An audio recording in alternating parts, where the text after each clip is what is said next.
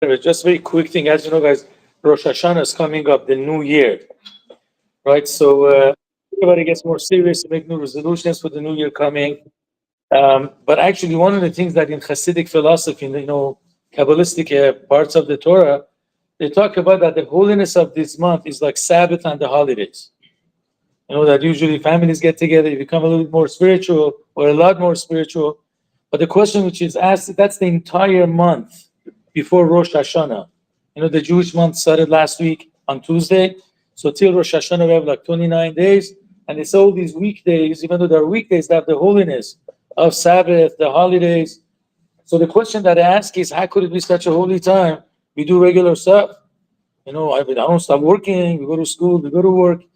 Everything is regular, but you're saying it's such a holy moment. So one of the examples that actually Kabbalistic books explain is like a king when he's in his palace, so then not everybody could go visit him. You have to ask permission. They check you at every gate that you pass. They check your ID, if you're properly dressed. So that's the way God is on Sabbath and the holidays. He's in his palace, so to speak. So for us to make a connection with him, we have to elevate ourselves from the mundane and physical things. But what happens when the king goes into the field? It's called the king in the field. When he goes into the city. So it doesn't have that greatness or the crown on his head, but actually he's so available that anybody could walk over to him and say, I need something. Can you please fulfill that for me? And at that time, the king shows them a smiley face. Actually, and he's willing to do, the request that people have. So they say the month of Elul, this entire month, which is right before Rosh Hashanah, is the time that God leaves his palace, so to speak, and he comes amongst us.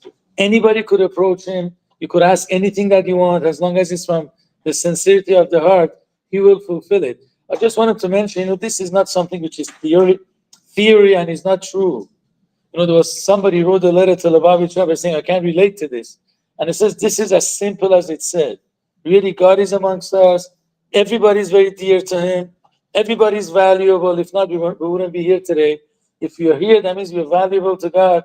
And anything that we want to ask for, obviously positive things, good things, he's available to listen. Thanks for listening, everybody.